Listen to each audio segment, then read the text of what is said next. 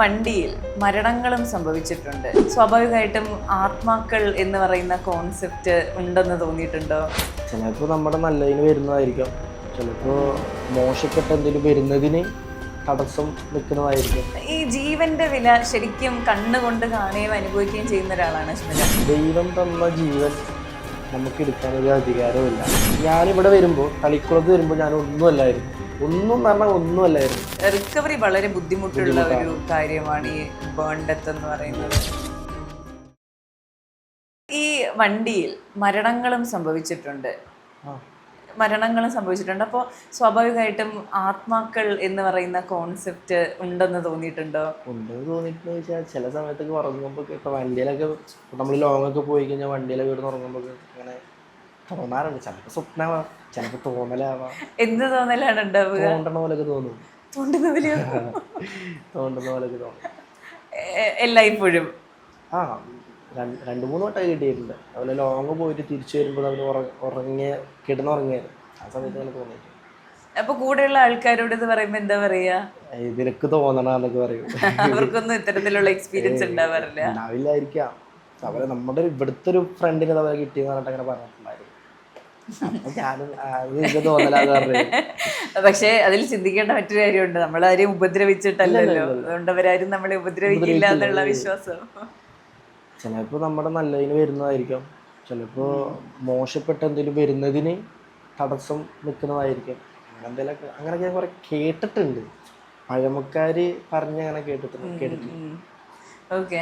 ഈ ജീവന്റെ വില ശരിക്കും കണ്ണുകൊണ്ട് കാണുകയും അനുഭവിക്കുകയും ചെയ്യുന്ന ഒരാളാണ് അജ്മൽ. അപ്പോൾ ആത്മഹത്യ ചെയ്യുന്ന ആൾക്കാരുമായിട്ട് ആംബുലൻസ് കൊണ്ടുപോകേണ്ടി വരുമ്പോൾ ദേഷ്യം തോന്നാറുണ്ടോ അവരോട്? ശരിക്കും പറഞ്ഞാൽ ദൈവം തന്ന ജീവൻ നമുക്ക് എടുക്കാനൊരു അധികാരമില്ല. ശരിയല്ല? അപ്പോൾ ദേഷ്യമല്ല, നമുക്ക് സങ്കടം തോന്നും. കാരണം വെച്ചാൽ നമുക്കതിൻ്റെ റീസണ് എന്തുകൊണ്ടാണ്. ഇപ്പോൾ ഈ 26 തന്നെ എത്രയോ പല മരണങ്ങളും നടന്നിട്ടുണ്ട്. നമ്മൾ അവിടെ ഒരു മരണം കഴിക്കുമ്പോൾ ഇവിടെ ഒരു മരണം കഴിക്കുമ്പോൾ നമുക്ക് സങ്കടമാണ്. കാരണം പോയത് ആൾക്ക് പോയി, പക്ഷെ ആളെ വീട്ടുകാരുടെ സിറ്റുവേഷൻ ശരിയല്ല. അതൊക്കെയാണ് നമ്മൾ മെയിനായിട്ട് നോക്കുന്നത്. നമ്മളെ പോലത്തെ ഒരാളല്ലേ, നമുക്ക് ഇങ്ങനത്തെ ഒരു ജോലി ചെയ്യുന്നവർക്ക്, എനിക്കെന്നല്ല മിക്ക ആൾക്കാർക്കും ചിലപ്പോൾ അത് കണ്ടു നിൽക്കാനോ കേട്ട് നിൽക്കാനോ പറ്റില്ല.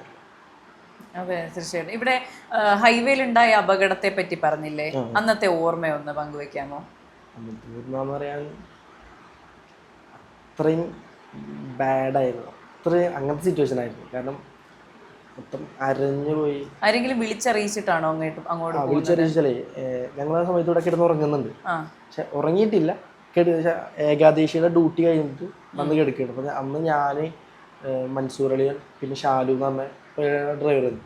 ഓൾറെഡി തന്നെ എയർപോർട്ടിൽ പോകുന്ന എൻ്റെ കൂട്ടുകാരൻ വിളിച്ചു പറഞ്ഞു, ഇങ്ങനെ സംഭവം കാണുന്നുണ്ട്, അതെന്താണെന്ന് പോയി നോക്കാൻ പറഞ്ഞിട്ട്. ഇതാണെന്ന് അറിയില്ല. അത് കഴിഞ്ഞിട്ട് ഞങ്ങൾ ഏകദേശം ഇവിടെ നിന്ന് എത്താനാകുമ്പോഴാണ് മുതലാളി വിളിക്കണത്, ഇങ്ങനെ സംഭവം നടന്നിട്ടുണ്ട്, പോയി നോക്കുന്നതാണ്. അപ്പോൾ ഞങ്ങൾ അങ്ങോട്ട് പോവുകയാണെന്ന് പറഞ്ഞു. പോയപ്പോൾ കണ്ട സിറ്റുവേഷൻ എന്താ വെച്ചാൽ ഇവിടുന്ന് അറ്റം വരെ മൊത്തം ഒരു അര കിലോമീറ്ററോളം ഉണ്ടായിരുന്നു. കാരണം വെച്ചാല് അവിടെ കണ്ടവര് പറഞ്ഞത് കേറി പിന്നെ ഇറക്കിയിട്ട് പിന്നെ എടുത്തു പോയി എന്നാണ് പറഞ്ഞത്. അത്രയും ഫുൾ സ്പ്രെഡായി അറ്റുപോയ. ഇപ്പോഴും എൻ്റെ വീഡിയോ ഉണ്ട്. അപ്പൊ ഇത്തരത്തിൽ അപകടം സംഭവിച്ച് ബോഡി ഇങ്ങനെ ആയിപ്പോയ കേസുകളിൽ ബോഡി റിക്കവർ ചെയ്യുന്ന ഭയങ്കര ബുദ്ധിമുട്ടുള്ള കാര്യമല്ലേ? ഇതെങ്ങനെയാണ് സാധാരണ ചെയ്യാറുള്ളത്? നമ്മൾ സാധാരണ ഗ്ലൗസ് മാസ്ക് ഒക്കെ ഇട്ട് ഒന്നൊരു പ്ലാസ്റ്റിക് കവറിലോ അല്ലെങ്കിൽ പരമാവധി വലിയ പ്ലാസ്റ്റിക്കിൻ്റെ വലിയ ഷീറ്റിലോ ഇട്ടിട്ടാണ് നമ്മൾ ഹോസ്പിറ്റലിൽ എത്തിക്കാറ്.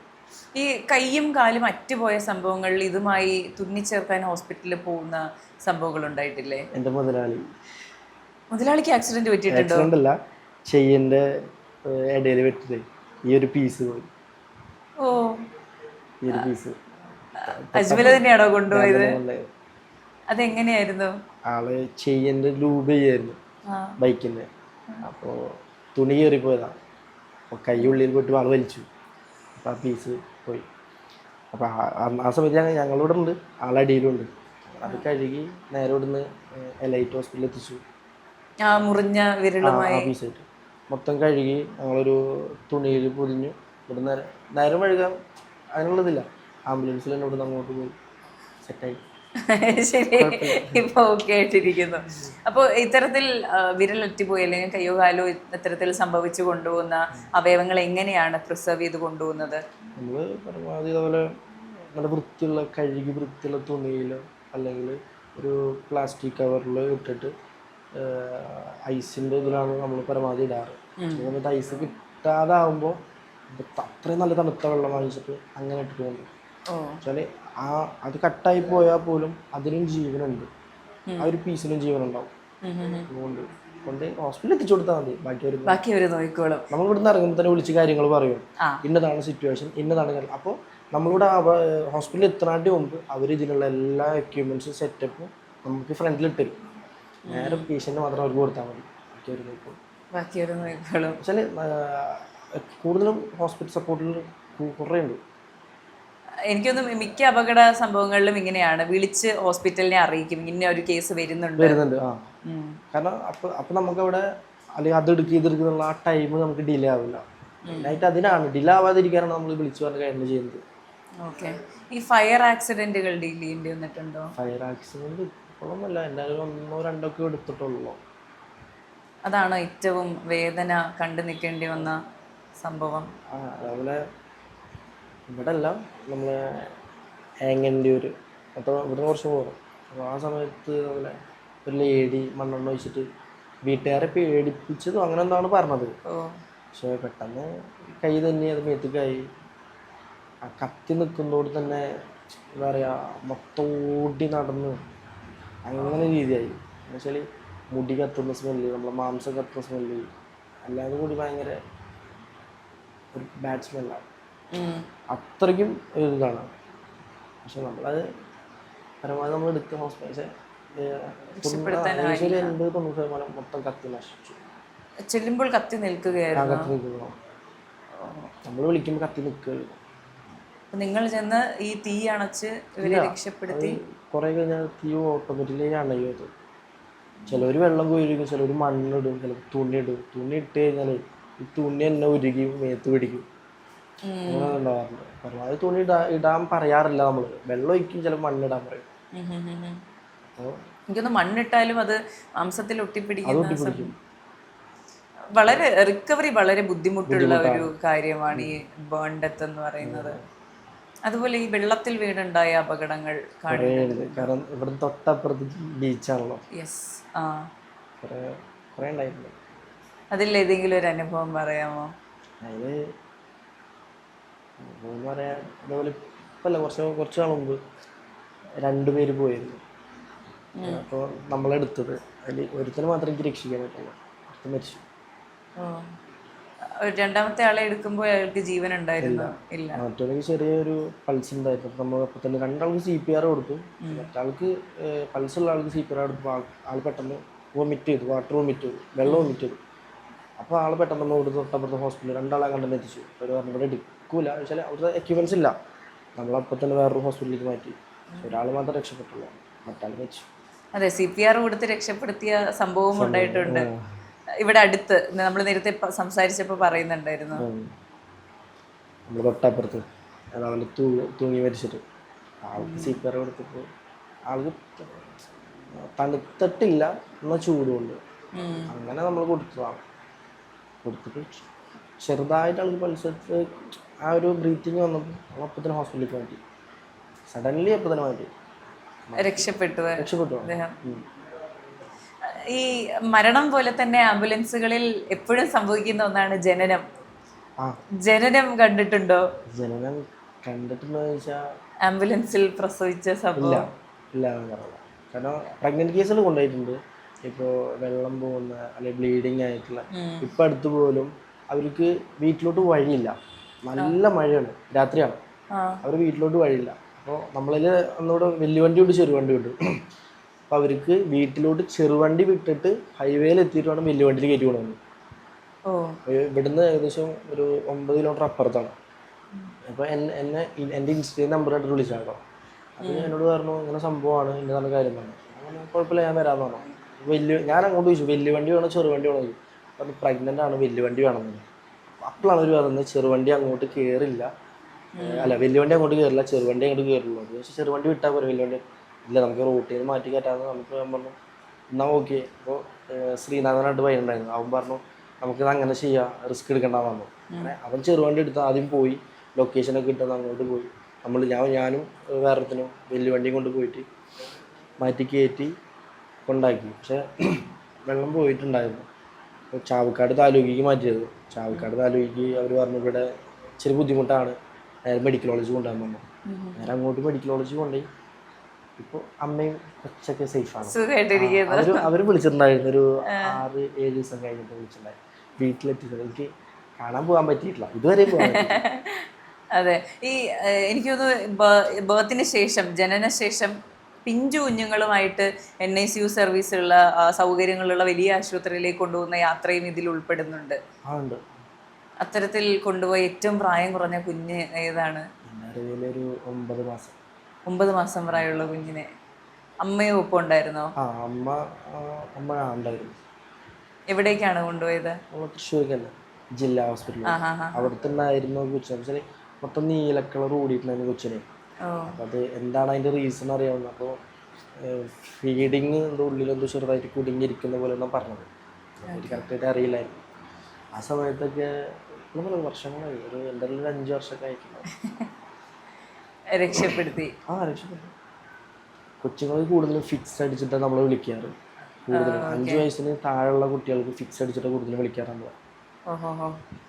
അപ്പോൾ ആദ്യം ഫസ്റ്റ് എയ്ഡ് കൊടുക്കും, പ്രാഥമിക ശുശ്രൂഷ കൊടുത്തതിന് ശേഷം തൊട്ടപ്പുറത്തുള്ള ഹോസ്പിറ്റലിൽ തന്നെ ആയിരിക്കും. അപ്പോൾ അവിടെ നിന്ന് തന്നെ നമ്മൾ വിളിക്കുന്നുണ്ടാവും. അവർ പറയും ഫെസിലിറ്റീസ് ഉള്ള ഹോസ്പിറ്റലിലോട്ട് മാറ്റാൻ പറയും. അങ്ങനെ നമ്മൾ തൃശ്ശൂരായാലും മറ്റുള്ളവർക്കെല്ലാം പോകണം. ഈ വണ്ടി ഓടിക്കുമ്പോൾ തന്നെ പേഷ്യൻറ്റും അതുപോലെ തന്നെ ബൈസ്റ്റാൻഡേഴ്സുമായിട്ട് പോകുമ്പോൾ ഒരു ഇമോഷണൽ പ്രഷറില്ലേ? അവർ കരയുന്നുണ്ടാകും, ആ കരച്ചിൽ കാണണം, അതിൻ്റെ ഒപ്പം എത്രയും പെട്ടെന്ന് ആശുപത്രിയിൽ എത്തണം, ആ ഒരു പ്രഷർ വലുതല്ലേ? തീർച്ചയായും. അപ്പോൾ എന്താണ്, എങ്ങനെയാണത് ഹാൻഡിൽ ചെയ്യുന്നത്? എങ്ങനെയാണ് ഹാൻഡിൽ ചെയ്യുന്നത്? നമ്മൾ പരമാവധി അവർ സപ്പോർട്ട് കേൾക്കും. ഞാൻ എത്ര പറയാനുള്ളൂ, എത്രയും പെട്ടെന്ന് എത്തിക്കാൻ പറ്റുമോ അത്രയും പെട്ടെന്ന് ഞാൻ എത്തിച്ചു തരും. നമ്മളൊരു പേടിയും പേടിക്കണം എന്ന് പറയും. പക്ഷേ നമ്മൾ അവർക്ക് സപ്പോർട്ട് കൊടുക്കണം, അവർക്കൊരു കോൺഫിഡൻറ്റ് കൊടുക്കണം. കരയണ്ട, കൂളായിരിക്കും, ഞാൻ എത്തിച്ചു തരും, ആൾക്കൊന്നും പറ്റില്ല എന്നൊക്കെ പറഞ്ഞ് അവരെ കൂളാക്കി ഇങ്ങനെ വെക്കും. കുറേ ആൾക്കാർ അവരെ കൂളായിരുന്നു അങ്ങനെ സംഭവങ്ങൾ വെച്ചിട്ടുണ്ട്. അവർ ഭയങ്കര കരച്ചിലും കാര്യങ്ങളൊക്കെ ആയിട്ട് നിൽക്കാറുണ്ട്. ചിലർ എനിക്കൊന്നു മരവിച്ചിരിക്കുകയായിരിക്കും, കരയണമെന്നറിയാതെ. തീർച്ചയായും. ആക്ച്വലി ഫുൾ സ്റ്റക്കായിരിക്കുന്നത്. നമ്മൾ ഹോസ്പിറ്റലിൽ ഇറങ്ങാൻ പറയുമ്പോൾ പെട്ടെന്ന് അവർ ഞെട്ടിട്ട് ഇറങ്ങാന്ന് പറയും. പെട്ടെന്ന് ഞെട്ടിട്ട് ഒന്ന് വണ്ടിയുടെ വേഗതയും, വണ്ടി മുന്നിൽ കാണുന്ന ഇതും അങ്ങനെയൊക്കെ കുറേ. അതെ, എനിക്കൊന്ന് ആംബുലൻസ് കാണുന്നതിനേക്കാൾ ഭയമാകും അകത്തിരിക്കും, അത്രയും സ്പീഡിലായിരിക്കും വണ്ടി പോകുന്നത്. ഇപ്പോൾ പെട്ടെന്ന് ഇപ്പം ഞാൻ വണ്ടി ഓടിച്ച റോഡിലൂടെ പോവാണ്, ഒരു ആംബുലൻസിൻ്റെ സൗണ്ട് കേൾക്കുന്നു, ഞാൻ പെട്ടെന്ന് എന്ത് ചെയ്യണം? പെട്ടെന്ന് എന്ത് ചെയ്യണം വെച്ചാൽ ഫസ്റ്റ് ഇൻഡിക്കേറ്റർ ഇടുക, നൈസായിട്ടൊന്ന് ഒതുക്കിയിട്ട് നേരെ സ്ട്രൈറ്റ് വെക്കുക. ചിലവരെന്ത് ചെയ്യുന്ന വെച്ചാൽ ഇൻഡിക്കേറ്റർ പോലും ഇടില്ല, പെട്ടെന്ന് അവരെ കുറ്റി പറ്റില്ല, പെട്ടെന്ന് കാണുന്നത് നൈസായി മൂഡ് വെച്ച് തരും. അപ്പോൾ ബാക്ക് ഇത് ഡോറാണെങ്കിൽ റോഡാണെങ്കിൽ നമ്മൾ ഈ റൂട്ടിലായിരിക്കും പോകുന്നുണ്ടാവും. അപ്പോൾ എൻ്റെ ഫ്രണ്ടിലൊരു കാർ ഉണ്ടെങ്കിൽ ഞാൻ ബാക്കിലോട്ട് വരുന്നത്, അവർ നേരെ ഇങ്ങനെ വെച്ച് തരും, ഇങ്ങനെ വെക്കും. അപ്പം മൂഡ് കൊണ്ട് ഇടിക്കും. അല്ലെങ്കിൽ ഞാൻ പെട്ടെന്ന് വെട്ടിക്കുമ്പോൾ ഒന്നിലെ റൈറ്റിലെ വണ്ടിയാണ്. മിക്ക ആൾക്കാരും അങ്ങനെയാണ് ചെയ്യുന്നത്. ചിലവർ അവിടെ നിർത്തും, ഒറ്റ നിർത്തും. പലപ്പോഴും ഞാൻ ഫേസ് ചെയ്തിട്ടുണ്ട്. അതുപോലെ 1-2 വട്ടം എൻ്റെ അറിവിൽ ഉള്ള കുറച്ച് മുമ്പ് തട്ടിയിട്ടൊക്കെ ഉണ്ട്. അവർ പെട്ടെന്ന് ചവിട്ടുമ്പോൾ പെട്ടെന്നായിരിക്കും സൗണ്ട് വെക്കുക, പെട്ടെന്ന് അവർ ചവിട്ടും. അപ്പോൾ നമ്മളും ചവിട്ടും നൈസായിട്ട് വരും. ചിലവർ കറക്റ്റ് ഒതുക്കി തന്ന് സെറ്റ് ചെയ്ത് തരും. ചിലവർ റൈറ്റൊക്കെ ഒതുക്കി തന്ന് നമുക്ക് ലെഫ്റ്റിലൂടെ കയറിപ്പോൾ അവരും നല്ല രീതിയിൽ തന്നെ റൈറ്റൊക്കെ ഒതുക്കിയിട്ട് വിട്ടു. നമ്മൾ ഈ സംസാരിച്ചുകൊണ്ടിരിക്കുമ്പോൾ ആശാനാണ് എന്ന് പറഞ്ഞിട്ട് ഞങ്ങളൊക്കെ ആണെന്ന് പറഞ്ഞൊരു വ്യക്തി വന്നിട്ടുണ്ടായിരുന്നു. അദ്ദേഹമാണോ ഈ മെക്സിക്കൻ്റെ ഓൾ ഇൻ ഓൾ ആളാണ്? ഷമീർ എന്നാണ്. അത് തളിക്കുളത്തേനാണ് ആള്. ശരിക്കും ഞാനിവിടെ വരുമ്പോൾ, തളിക്കുളത്ത് വരുമ്പോൾ ഞാൻ ഒന്നുമല്ലായിരുന്നു. കാരണം ഞാൻ കുറേ ഒരു ഇഷ്യൂസ്, അതുപോലെ തന്നെ കുറേ ഒരു ട്രോമയെന്നൊക്കെ ഞാൻ കയറി വന്ന ഒരാളാണ്. എന്നെ ഇങ്ങോട്ട് വിടുന്നു, ഇവിടെ എന്നെ ഇപ്പം ഈ ഇരിക്കുന്ന ഒരാളാക്കിയത് ആളാണ്, ഷമീർ എന്ന് പറയുന്ന ആളാണ്. കാരണം വെച്ചാൽ ഫാമിലി ഇഷ്യൂസും കാര്യങ്ങളൊക്കെ ഉണ്ടായി ഞാൻ തകർന്നിരിക്കുന്ന സമയത്ത് ആളെനിക്ക് ജോലി തന്നു, കഴിക്കാൻ ഫുഡ് തന്നു. അങ്ങനെ നമ്മൾ പറയില്ലോ, ആ ഒരു സംഭവം വെച്ചാൽ നമ്മളെ സ്വന്തം അല്ലെങ്കിൽ സ്വന്തം അനിയനെങ്ങനെയാണ് ആ സംഭവമാണ് ആള്. ഇപ്പോൾ ഞാൻ വലിയ ഡ്രൈവറൊന്നും അല്ല. വലിയ ഡ്രൈവർ അല്ലാന്ന് പറയരുത്. ആണ്. അല്ലല്ല എനിക്കങ്ങനെ തോന്നിയിട്ടില്ല. ഉള്ള കാര്യം പറയല്ലോ, എനിക്കങ്ങനെ തോന്നിയിട്ടില്ല ഞാൻ വലിയ ഡ്രൈവറാണ് അല്ലെങ്കിൽ എനിക്ക് ഇത്ര എക്സ്പീരിയൻസ് ഉണ്ട്, ഞാൻ ഇങ്ങനെ വണ്ടി കൊണ്ട്, എനിക്കങ്ങനെ തോന്നിയിട്ടില്ല. എന്തേലും വണ്ടി തട്ടാം. അപ്പോൾ ഓപ്പോസിറ്റോ അല്ലെങ്കിൽ എൻ്റെ ഫ്രണ്ടിലുള്ള ആൾ ചവിട്ടിയാലും മതി, തട്ടാമെന്നുള്ളത്. അപ്പോൾ അതേപോലെ ഒരു പ്രഗ്നന്റ് കേസ് കൊണ്ടുപോകുമ്പോൾ അന്ന് പെരുന്നാളിൻ്റെ തലേ ദിവസമായിരുന്നു. ഞങ്ങളെല്ലാവരും ഇവിടെ എന്ത് പരിപാടി ഞങ്ങളെല്ലാവരും ഒരുമിച്ച് ഡ്രസ്സ് എടുക്കാൻ പോകും. ആളത് എടുത്തു തരികയും ചെയ്യും. ഇപ്പോൾ വിഷു വന്നാലും ഓണം വന്നാലും ഈസ്റ്റർ എന്ത് വന്നാലും ആള് ഞങ്ങളെ ഒരു 10-15 പിള്ളേരെ കൂട്ടിയിട്ട് ഡ്രസ്സ് എടുക്കാൻ പോകും. എല്ലാവർക്കും വേണ്ടപ്പെട്ട അല്ലെങ്കിൽ വേണ്ട ഡ്രസ്സുകൾ ഞങ്ങൾക്ക് എടുത്തു തരുവാണ്. അങ്ങനെ പോകുന്ന സമയത്ത് ഓട്ടം വന്ന് പെട്ടെന്ന് വാടാനപ്പള്ളി സെൻറ്ററിൽ നിന്ന് തൃപ്രയാർക്ക് പോകണം. തൃപ്രയാറെന്നാണെങ്കിൽ പ്രഗ്നൻ്റ് ആയിട്ട് ബ്ലീഡിങ് ആയിട്ടുണ്ടായിരുന്നു. അതും എടുത്തിട്ട് അമലേക്കാണ് പോകുന്നത്. ആ സമയത്ത് വണ്ടിയും തട്ടിയായിരുന്നു. അപ്പോൾ അത് അപ്പം തന്നെ വണ്ടി പേഷ്യൻറ്റ് ഞങ്ങൾ അപ്പം തന്നെ ഷിഫ്റ്റ് ചെയ്തു കേട്ടോ.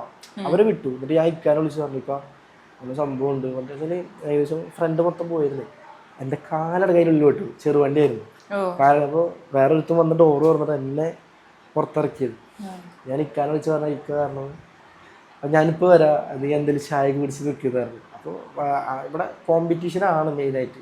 നമുക്ക് എന്തെങ്കിലും പറ്റിയാൽ കണ്ട് ചിരിക്കാൻ കുറേ ആൾക്കാരുണ്ട്.